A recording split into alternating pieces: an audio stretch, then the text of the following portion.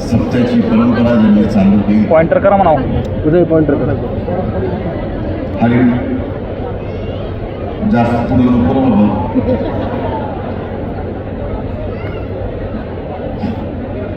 संत हरिभक्तपरायण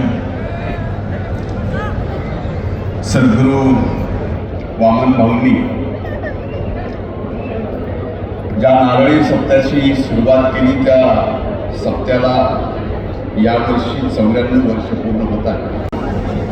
एक तर 94वा नारळी सप्ताह तो आहे म्हसोबाच्या वाडीत.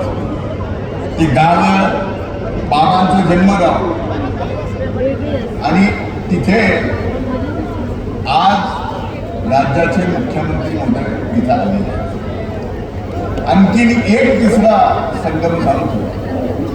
हे अनेक जणांना माहीत असेल, सुरेशांना तर अधिक माहीत असेल.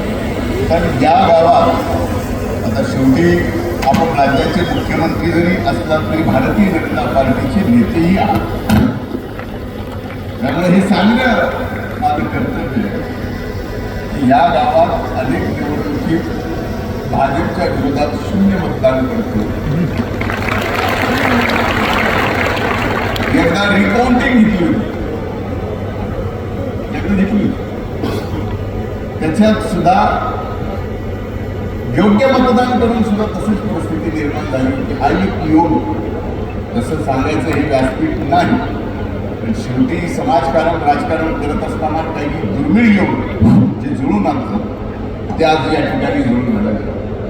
मला तर कायम विठ्ठलबाबांच्या आज्ञेतून, त्यांच्या आदेशातून या गडाचा आशीर्वाद, पुण्यतिथीची नियमित पूजा गेली 25 वर्ष करण्याचा गेला. याच्या पलीकडे मोठा योग जीवनामध्ये दुसरा कुठं असू शकत नाही. आज मी या प्रसंगी बीड जिल्ह्याचा एक सुपुत्र या नात्यानं, एक कार्यकर्ता या नात्यानं आपल्या आदरणीय लोकप्रिय मुख्यमंत्र्यांचं या बीड जिल्ह्याच्या मातीत, या संतांच्या भूमीत, या वारकरी संप्रदायांच्या भूमीत आणि ऊसतोड मजुरांच्या या भूमीत मी मनापासून ऊसतोड मजूर महामंडळ दिवंगत आमचं दैवत गोपीनाथरावजी मुंडे साहेबांच्या नावाने आपण